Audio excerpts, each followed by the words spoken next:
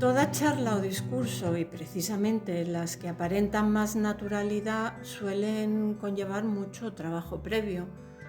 ¿Cómo aconsejas que se haga esta preparación? Por supuesto que sí, por supuesto que sí. Cuando un discurso, una charla, una exposición aparenta naturalidad o demuestra naturalidad, prácticamente siempre es porque detrás de esa naturalidad hay un número importante de horas de preparación.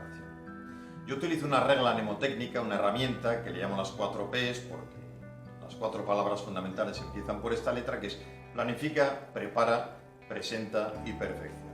Vamos a verlas rápidamente todas ellas.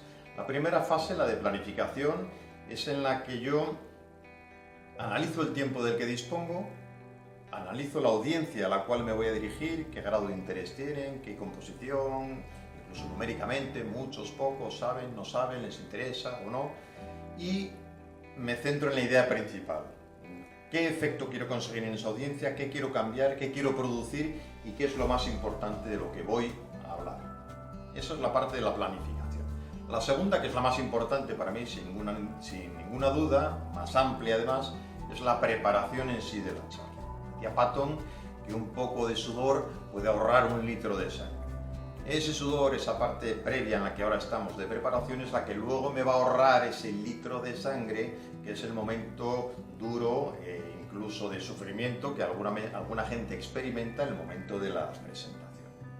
Esta preparación, para mí, la forma más eficaz de hacerla es empezar con un folio en blanco y yo empiezo con 5 apartados. Los escribo directamente, sin rellenar nada. Entonces escribo ideas, anécdotas, datos, citas e interacción posible con el público.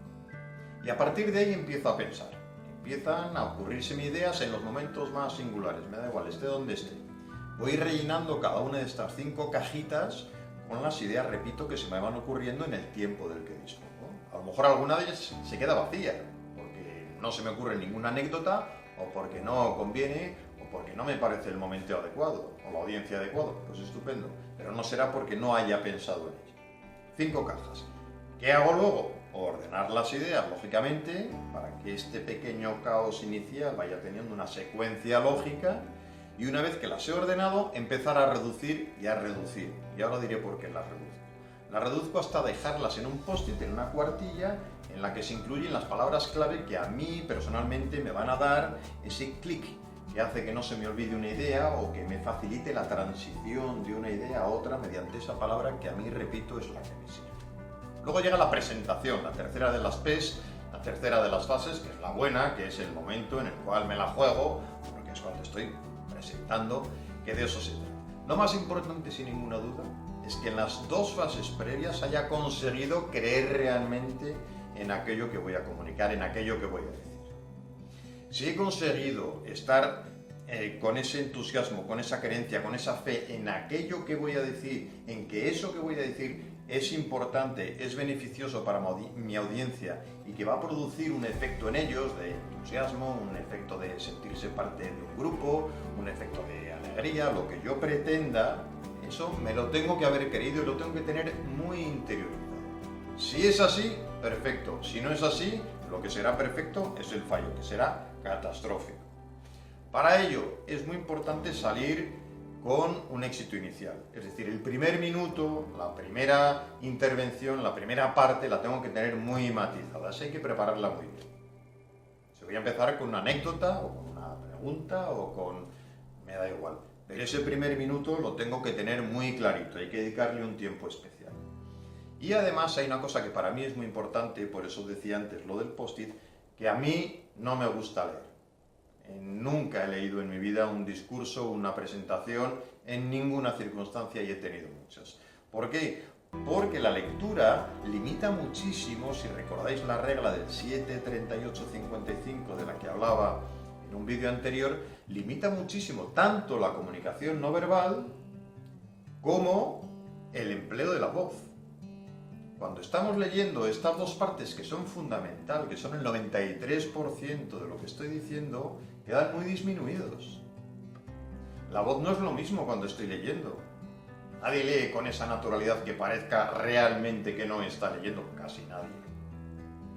Y la comunicación no verbal, si habéis está pegada a un papel, evidentemente se pierde en una grandísima medida. Con lo cual, a mí no me gusta leer. ¿Aconsejo no leer? Por supuesto. Entiendo que es complicado, entiendo que requiere práctica y entiendo que hay gente que necesita el papel para apoyarse. Mi consejo es que poco a poco, a base de práctica, vayamos dejando el papel y confiemos en nuestro cuerpo, en nuestra voz y en nuestra memoria. Última de las fases, la cuarta, perfeccionamiento. ¿Cómo se perfecciona? Pues haciendo un análisis una vez que he terminado. ¿Y cuándo lo hago? El mismo día. Hay que empezar el mismo día, que todo está fresco y lo tengo que hacer yo mismo, recordando lo que he dicho, lo que no he dicho porque se me ha olvidado, cómo he empleado mi cuerpo, cómo he empleado mi voz, un análisis de todo aquello que he estado haciendo durante la presentación. Si tengo a alguien cercano y de confianza que también me puede dar consejos, pues mejor que mejor, y si incluso lo he grabado, pues todavía mejor. Hay que ver la grabación con un espíritu crítico y mejorar aquello en lo que hayamos fallado, así de sencillo. ¿Qué conclusión extraigo de este pequeño análisis de las 4 P's? Pues que la naturalidad, en efecto, está avalada por una preparación intensa. Eso por una parte. La segunda, que el método es muy importante. La preparación no se trata de sentarse a escribir un discurso, una charla, a ver qué ideas voy a decir, incluso en una ocasión de un brindis, escribirlo todo seguido, sino que haciendo estos 5 apartados que decía antes, conseguiré que ninguna cajita se me olvide. Y no se me olvide que puedo hablar incluyendo datos, y no se me olvide que puedo hablar incluyendo citas o interactuar con la gente que me está escuchando. Dicho todo esto, al final iremos tendiendo a una cosa importantísima, que es eliminar ese miedo del cual también he hablado en alguna ocasión, de ese 80% de la población que tiene un miedo lógico y natural a hablar en público, e ir pasando a base de la preparación a disfrutar de lo que estamos haciendo. Pasando a disfrutar no solamente en el sentido personal, sino a disfrutar sabiendo que la audiencia a la que me dirijo está aprovechando lo que yo les estoy diciendo y está aprendiendo y se está produciendo el efecto que yo tenía preparado.